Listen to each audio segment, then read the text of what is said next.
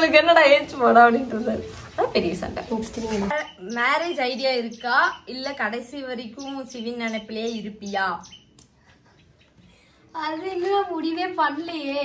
Marriage idea வீட்டுல பாக்குறது தான். நானா எந்த முடிவு எடுக்க மாட்டேன். கேட்டாங்க லவ் மேரேஜ் பண்ணுவியா இல்ல அரேஞ்ச் மேரேஜ் பண்ணுவியான்னு கேட்டாங்க. தெரியல. லவ் மேரேஜ் பண்றவளுக்கு ஐடியா இல்ல. வீட்லயே பார்த்து மேரேஜ் பண்ணி வச்சாலும் உண்டு. அப்படியே லவ் பண்ணினாலும் எல்லாத்தையும் கேட்டுட்டு அவங்க நல்லவங்களா இருந்தா மட்டும் தான் லவ் பண்ணுவேன். அப்படி லவ் மேரேஜ் பண்றது தப்பு இல்லைன்னு தான் நினைக்கிறேன். தப்பு இல்லைன்னு தான் நினைக்கிறேன். வீட்டுல சொல்லுவேன் ஏத்துக்கிட்டாங்க மட்டும் தான். இல்லைன்னா அம்மா அப்பா பாக்குற இப்ப வரைக்கும் அம்மா அப்பா பாக்குற பையனை கல்யாணம் பண்றதான் ஐடியா. அது இப்போதைக்கு இல்ல. ஒரு 8 years 9 years ஆகும். இன்னும் ஒரு 27 28 வயசுல கல்யாணம் பண்ணுவோம். அவ்வளவுதான். சிவின் போனதுக்கு அப்புறமும் நீங்க ஏன் இன்னும் என் கூட இருக்கீங்க அப்படின்னு கேளுங்க. அவன் விரும்பின ஒரு விஷயம், இவ ஒரு விரும்பின ஒரு ஒரு பொருளா இருந்தா கூட அந்த பொருளை வந்துட்டு நம்ம மேபி வேற இடத்துல இருந்து வாங்கிக்கலாம், அதை பண்ணிக்கலாம். ஒரு விரும்பின ஒரு உயிர் கரெக்டா கடைசி நிமிஷத்துல இருந்த அந்த உயிரும் இதுதான். கடைசி நிமிஷத்துல அந்த உருவம் பார்த்த ஒரு உயிரும் இதுதான். அப்படி இருக்கும்போது இந்த ஒரு உயிரை விட்டுறக்கூடாது. இப்ப இவளுக்கு எப்படி வந்துட்டு சிவின் உருவத்திலாச்சும் என்ன பார்க்கணும்னு நினைக்கிறாள். அதே மாதிரி எனக்கு அவன் உருவத்துல இவளை பார்க்கணும். இவ எப்படிங்க அவன் அந்த டைம்ல வந்துட்டு இவங்க 2 பிரேக்கப் ஆகி அவன் தனியா போயிருந்தா கூட எனக்கு இவளை கன்ஃபார்ம் நான் விட்டுருப்பேன். என்ன என் தம்பிக்கு பிடிக்கல ஓகே. ஆனா அவன் கடைசி வரைக்கும் ஒரு விரும்பின அவ்வளோ லவ் பண்ண ஒரு பொருள். அப்போ அவனும் அதான் நினைப்பான், அக்கா பாத்துப்பா, அக்கா இருக்கா, அம்மா இருக்காங்க பாத்துப்பான்னு மேபி அவன் யோசிச்சிருக்கலாம். அதனால நான் இவளை எப்பவுமே விட மாட்டேன். கடைசி வரைக்கும் இப்படி கல்யாணம் குழந்தை பிறந்த அந்த குழந்தைக்கு நான் ஆயே விழிச்சாலும் விட மாட்டேன். அவ்வளோ. ஃபியூச்சர்ல உனக்கு மேரேஜ் ஆனா எங்களை மறந்துடுவியா? மாட்டேன். இப்பவுமே என் ஃப்ரெண்ட்ஸ் யார்கிட்ட சொல்றதுனாலும் நான் ஒருவேளை லவ் மேரேஜே பண்ணினாலும் சொல்றேன். அரேஞ்ச் மேரேஜ் செட் ஆகுமான்னு தெரியல. ஒருவேளை லவ் மேரேஜே பண்ணி வீட்டுல சொல்லி மேரேஜ் பண்ணினாலும் நான் அந்த பையன் கிட்ட இருந்து எக்ஸ்பெக்ட் பண்ற ஃபர்ஸ்ட் குவாலிட்டி, எங்க வீட்டை பாத்துக்கிறியோ இல்லையோ இவங்க அம்மா அப்பாவை, ஐ மீன் ஸ்வேதாக்கா தானே, ஸ்வேதாக்கா சிவினோட அம்மா அப்பாவை வந்துட்டு அவனோட அம்மா அப்பாவா பாக்குறதா நான் ஃபர்ஸ்ட் எதிர்பார்க்குற ஒரு குவாலிட்டி. என்ன ஆனாலும் நான் கல்யாணமே பண்ணிட்டு போனாலும் இங்க வரக்கூடாதுன்னு என்ன சொல்லக்கூடாது. மெயின் இதுதான். மற்றபடி அவங்களுக்கு காசு பணம் நகை அதெல்லாம் எதுவுமே நான் எக்ஸ்பெக்ட் பண்ண மாட்டேன். கேரிங் கூட நானே பாத்துக்கிறேன். எனக்கு ஃபர்ஸ்ட் தேவை இது ஒரு விஷயம் தான். என் ஃப்ரெண்ட்ஸ் கிட்ட கூட அடிக்கடி சொல்லுவாங்க, ஒரு பையன் வேணும் எனக்கு இந்த மாதிரி ஒரு பையன், இந்த 2 குவாலிட்டி வேணும். அவங்க அம்மா அப்பாவை இவங்க அம்மா அப்பாவை மாதிரி பாத்துக்கணும். அந்த மாதிரி தான். மற்றபடி வேற எதுவுமே கிடையாது. விட்டுட்டு போற ஐடியாவும் இல்லை. நைஸ். ஸ்வீட்டி நீங்க ஆரோவை நல்லா பாத்துக்கோங்க, வெறுத்துறாதீங்க ஓகேவா? வெறுக்க நான் மாட்டேங்க. நான் தன்னை போலதான் வெறுக்க மாட்டேன். அந்த பக்கத்துல இருந்து ஒரு எஃபர்ட் வரும்ல, அந்த எஃபர்ட்டை பொறுத்துதான் நம்ம பேசணும். யோசிச்சு பாருங்க, நீங்க கரெக்டா நீங்க உங்களோட விஷயத்துல இப்ப இவளை நான் என்ன பொறுத்தவரைக்கும் இவளை நான் எங்கேயும் விட்டு கொடுத்தது கிடையாது. நான் வந்துட்டு என் பாப்பா அப்படின்னு சொல்லி வச்சிருக்கேன். இவளுக்கு எந்த விஷயம் பிடிக்கலையோ அந்த விஷயத்த வந்துட்டு நான் அவாய்ட் பண்ணதை ட்ரை பண்ணுவேன். அப்படி இருக்கும்போது இவகிட்ட நான் எக்ஸ்பெக்ட் பண்றது தப்பு இல்லைல்ல. அதனால இவங்க அது தப்பு பண்ணிட்டாங்க, மறுபடியும் அது திருந்திட்டாங்க. மேபி அது மறுபடியும் பண்ணாங்க அப்படின்னா அப்புறம் நீங்களே பாருங்க, நீங்களே பாருங்க, உங்களுக்கே தெரியும். நான் வந்து சொல்றதுக்கு சொல்லிக்கிட்டேன், அவ்வளவுதான். நெக்ஸ்ட் நீங்க தான். என்னை பார்த்து ஏதாச்சும் லேர்ன் பண்ணிருக்கியா? ஏதாவது கத்துக்கிட்டு இருந்திருக்கியா? என்னை பார்த்து கத்துக்கிட்டு இருந்திருக்கேன்னா செல்ஃப் மோட்டிவேட் பண்ணிக்குவீங்க அடிக்கடி. நீங்க வெளியில வந்து எல்லார்கிட்டயும் வந்து எப்படி இருக்கீங்கன்னா உங்க ஃபீலிங்ஸ் காமிச்சுக்க மாட்டீங்க. என்னதான் இருந்தாலும் உள்ள உங்களுக்கு ஃபீலிங் இருக்கும், ஆனா வெளியில காமிச்சிக்கவே மாட்டீங்க. இப்போ வந்துட்டு எனக்கு ஒண்ணு பிடிச்ச ஒரு விஷயம் என்னன்னா, யார் போனா என்ன, நம்ம லைஃப் பார்த்துட்டு போயிட்டே இருக்கணும் அப்படின்னு எக்ஸ்பெக்ட் பண்ற கேரக்டர். அந்த ஒரு விஷயம் வந்து எனக்கு ரொம்பவே பிடிச்ச ஒரு விஷயமா இருக்கும். நம்மள மதிக்கிறாங்களா, மதிச்சு பேசணும், இல்லையா பேசக்கூடாது அப்படிங்கிற ஒரு விஷயம். நைஸ். நல்ல விஷயம் கத்துக்கிட்டு இருந்திருக்கு. நீதான். தனா ரொம்ப பிடிக்குமா இல்ல அம்மா அப்பாவை ரொம்ப பிடிக்குமா? அம்மா அப்பா. ஃபீலிங் நாங்கப்பா என்னப்பா நீங்க பாட்டு கேட்டுட்டே போயிட்டு இருக்கப்பா.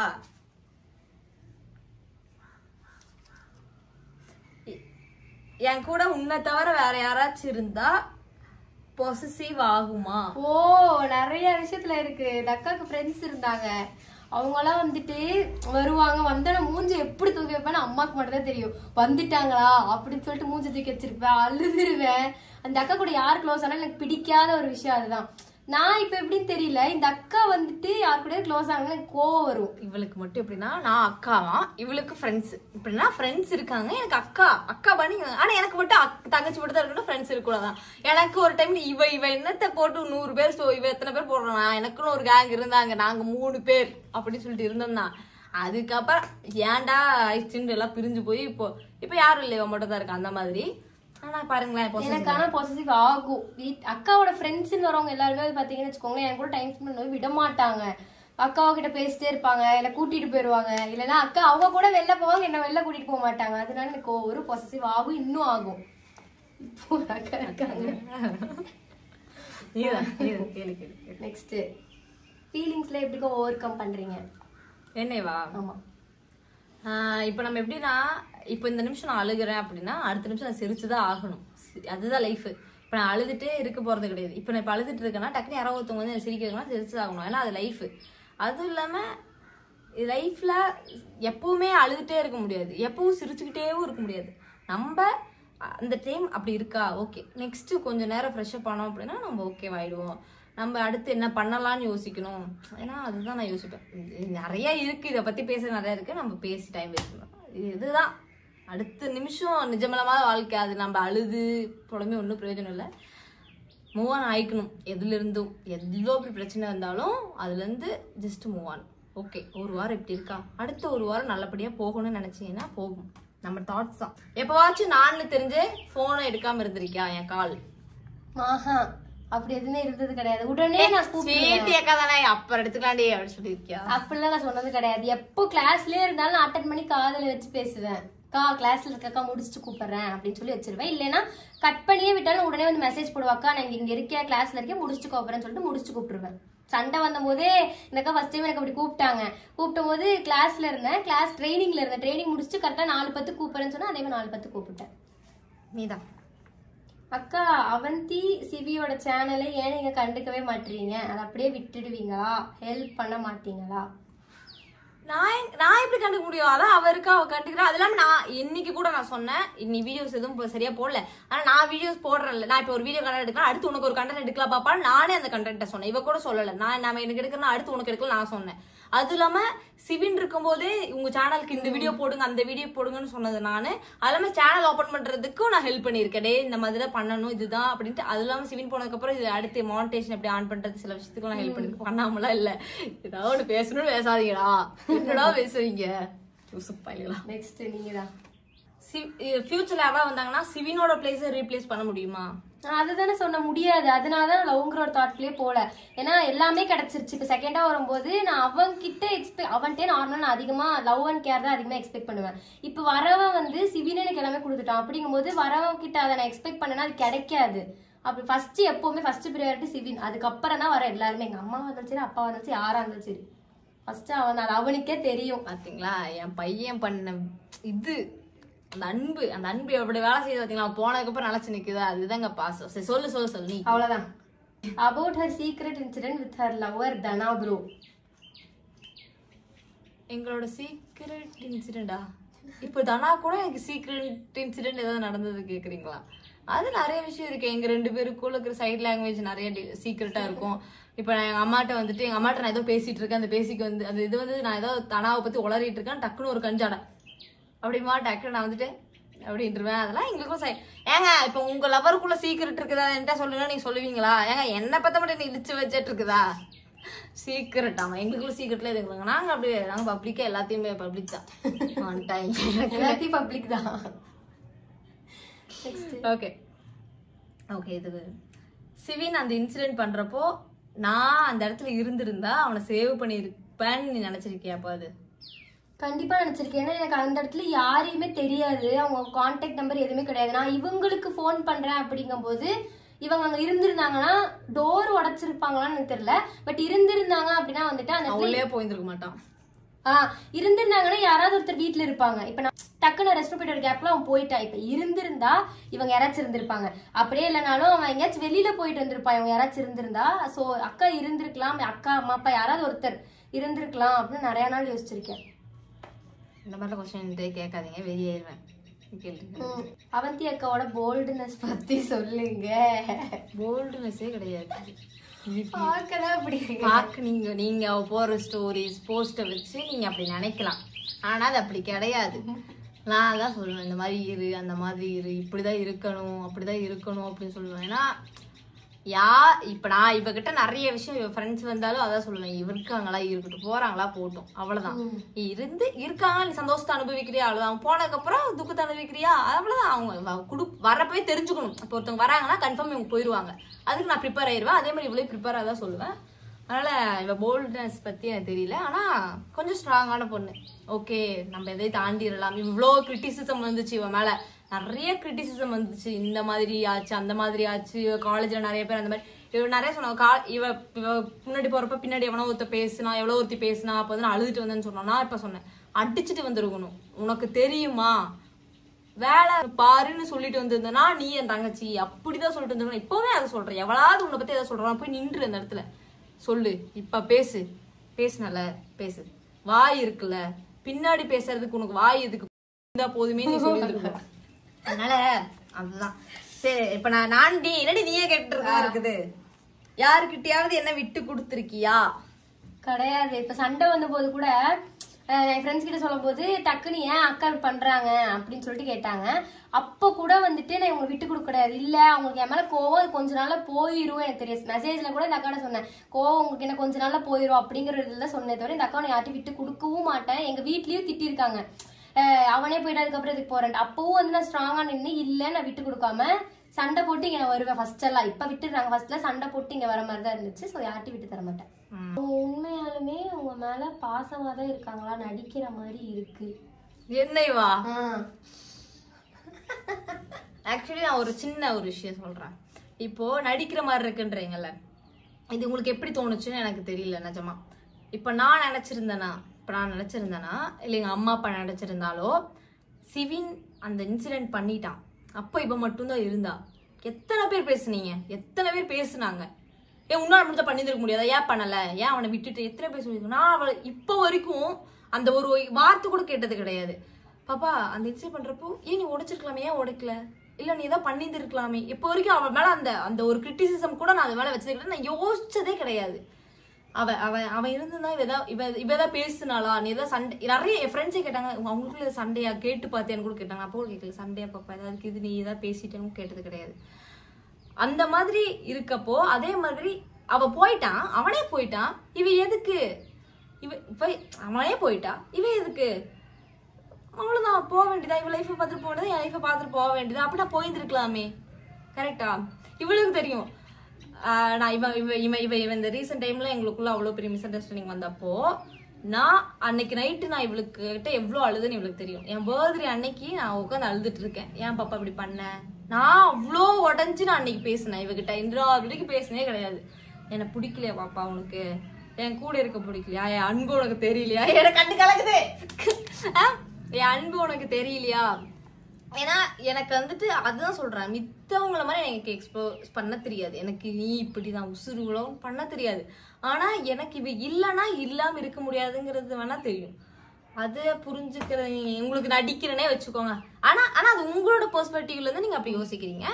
என்னோட பொறுத்த வரைக்கும் இதுதான். அவந்தி அப்படி நினைச்சிட்டான் வேணா, நான் அவளுக்கு வேணா நான் அவட்டி சொல்லியிருக்கேன்.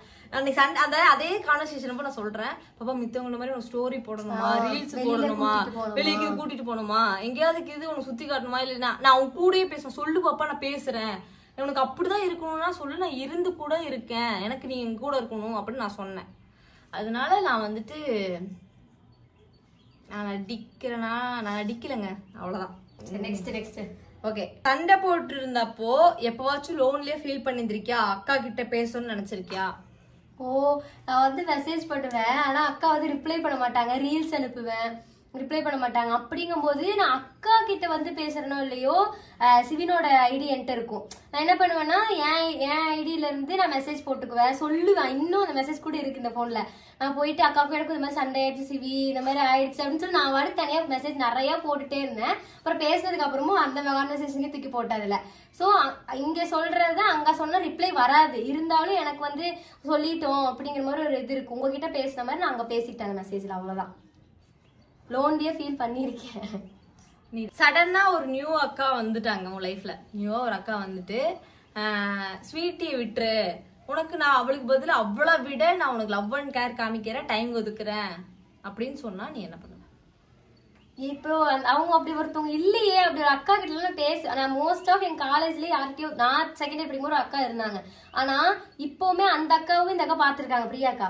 ஆனா யாரையும் தூக்கி வச்சது கிடையாது. எங்க அக்கா கூட நான் டைம் ஸ்பெண்ட் பண்ணதை விட இவங்க கூட டைம் ஸ்பெண்ட் பண்ணது ஜாஸ்தின்னு நினைக்கிறேன். அப்படி ஒருத்தர் வர மாட்டாங்க, வந்தாங்க அப்படி போய் பேசாத என்கிட்ட பேசுன்னு சொன்னாங்கன்னா அவங்க எவ்வளவு வருஷம் பழக்கம்? 10 நாள், மேபி 1 வருஷம். இந்த அக்கா 6 வருஷம். அப்ப யாரு பெருசு? இங்கதான் பெருசு தவிர அது இல்ல. நீங்க போங்கன்ட்டு வந்துருவாங்க. அவ்வளவுதான். 2 பேரும் ஃபர்ஸ்ட் மாதிரி சேர்ந்து ரீல்ஸ் வீடியோ போடுங்க. அடுத்து 36வது क्वेश्चन என்ன தெரியுமா? இனி நம்ம சேர்ந்து வீடியோ போடலாமா?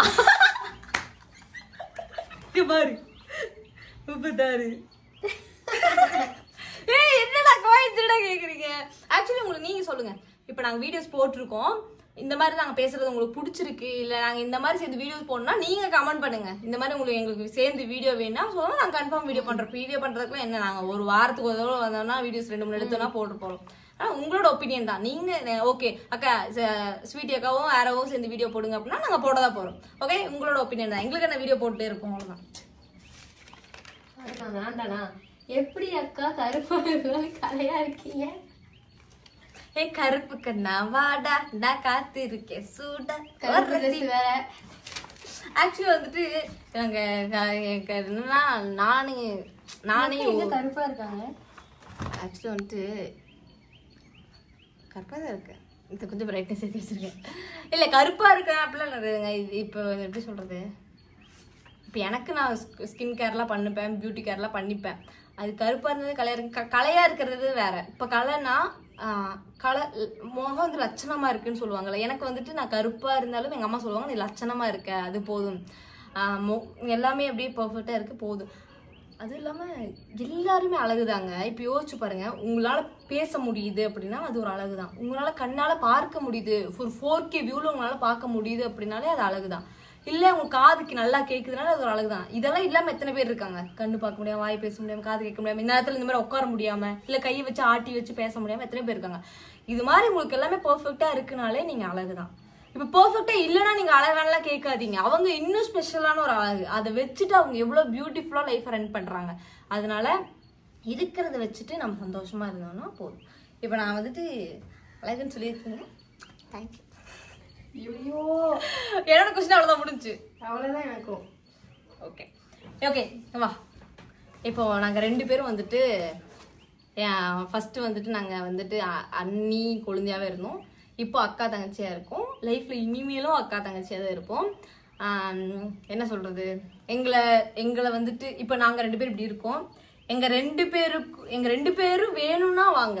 இப்ப நாங்க எங்க 2 பேருமே வேணும்னா வாங்க. நீ வேணும் இவ வேணாம், இவ வேணும் நீ வேணாம் அப்படின்னு சொல்லிட்டு வந்தீங்கன்னா வராதிங்க. அப்படியே வீட்டு வாசல் கேட்டாங்க ஓடிருங்க. ஏன்னா பிரிக்கணும்னு நினைக்காதீங்க. இல்ல இவங்களை வந்துட்டு இவங்களை வச்சு இவங்களை ஹர்ட் பண்ணலாம், இவங்க கூட சேர்ந்து இவங்களை ஹர்ட் பண்ண நினைக்காதீங்க, எங்க கூட சேர்ந்து இவங்களை ஹர்ட் பண்ண நினைக்காதீங்க. அதனால யார் போனா என்ன நான் இருப்பேனடி. கிடைச்சதை இழக்கிறதும் எழுந்தது கிடைக்கிறதும் அதுக்கு பழகிறதும் நியாயதானடி. அதனால இருக்கிறத வச்சு நாங்க சந்தோஷமா இருக்கோம், நாங்க ஹாப்பியா இருக்கோம், இனிமேல் ஹாப்பியா இருப்போம். ஏதாச்சும் நான் தப்பு பண்ணியிருந்தேன்னா சாரி, நான் ஃபர்ஸ்ட் கேட்டுக்கிறேன். ஏதாச்சும் நான் தப்பு பண்ணியிருந்தேன்னா, மேபி ஏதாவது ஒன்று ஹர்ட் பண்ணியிருந்தேன்னா, அந்த மிஸ் அண்டர்ஸ்டாண்டிங் சம்திங் ஏதாவது ஒன்று இருந்ததுன்னா என்னை மன்னிச்சுக்கோ. I am sorry. நான் இப்போ உனக்கு எப்படி அதான் சொல்றேன், என்னால எக்ஸ்ப்ளோர் பண்ண தெரியாதுதான். ஆனா என்ன மாதிரி உன்னை யாரும் பாத்துக்க மாட்டாங்கன்னு நம்புறேன். நான் நிறையவே பண்ணிருக்கேன், சொல்ல வேண்டாம்.